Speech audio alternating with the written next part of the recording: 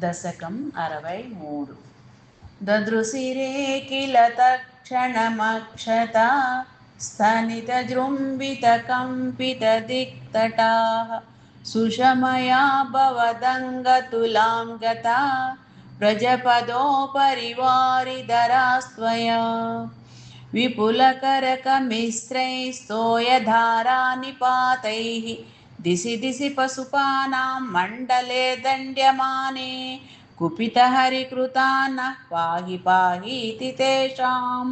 वचनमजितशृण्वन् मा बिभीतेत्यभाणीः कुलैः खलु गोत्रो दैवतं गोत्रशत्रोः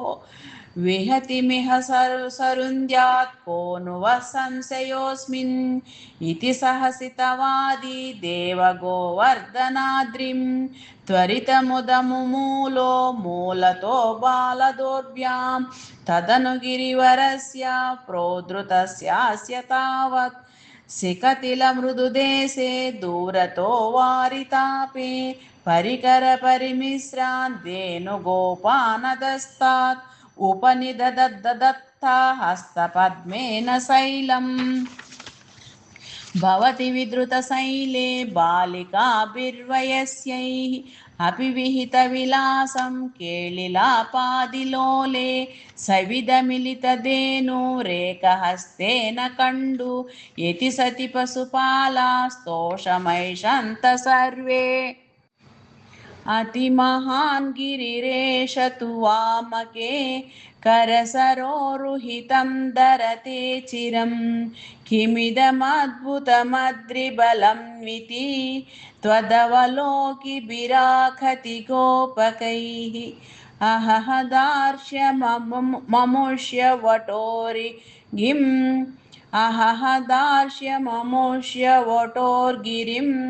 व्यथितबाहुरसावरोपयेत् इति हरिस्त्वयि बद्धविगर्हणो दिवससप्तकमुग्रमवर्षयत् अचलति त्वयि देवपदात्पदं गलितसर्वजले च गणोत्करे अपहृते मरुतां पतिः त्वदभिशङ्कितधीसमुपाद्रवत् शममुपेयुषि वर्षभरे तदा पशुपदेऽनुकूले च विनिर्गते भुवि विभो समुपाहितभूधरः